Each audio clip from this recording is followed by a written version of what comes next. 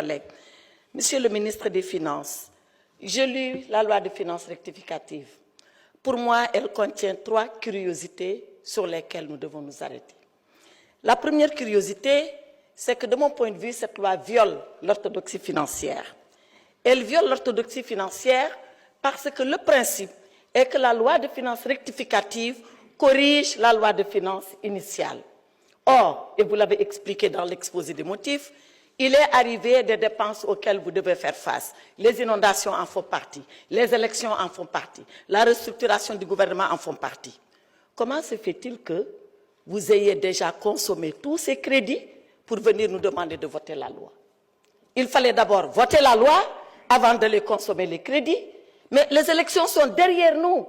Vous nous demandez de vous octroyer des crédits de 20 milliards que vous avez déjà dépensés pour les élections. Première violation de l'orthodoxie financière. Parce que c'est comme si un enfant venait prendre 10 000 francs de la poche de son papa, aller les dépenser entièrement et revenir dire à son père « j'ai besoin que vous me prêtez 10 000 francs », alors qu'il les a déjà pris. Voilà la première violation. Deuxième violation de l'orthodoxie financière.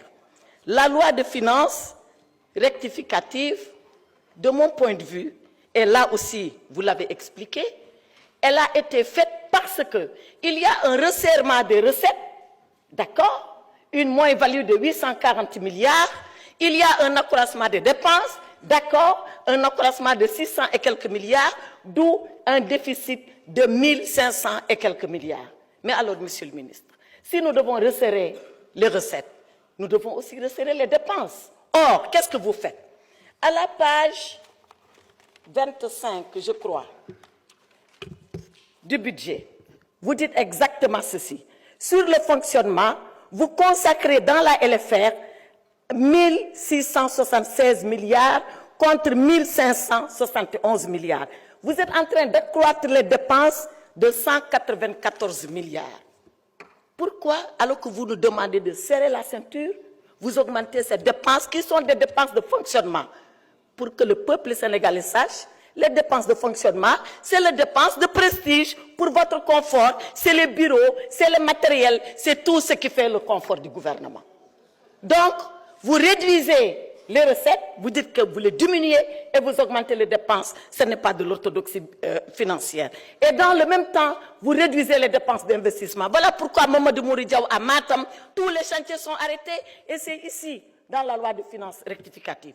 Pour finir, cette loi de finances que vous nous demandez de voter, elle est illégale. Elle est illégale parce que vous connaissez la loi organique qui encadre la loi de finances. Elle devait être présentée en cours d'exercice. Nous sommes à 4 jours ouvrés de l'exercice. 4 jours.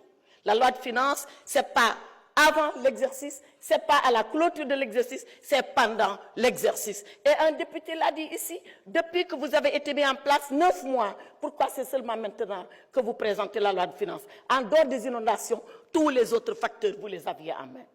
Enfin, monsieur le ministre des Finances, revoyez vos chiffres.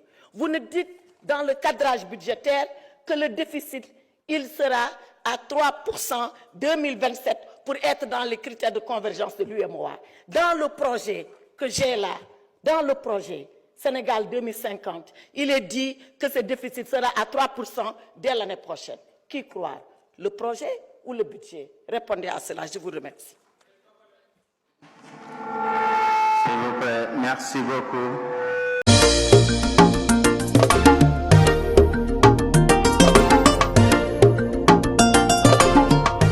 Dakar 24 Info, l'information sur mesure.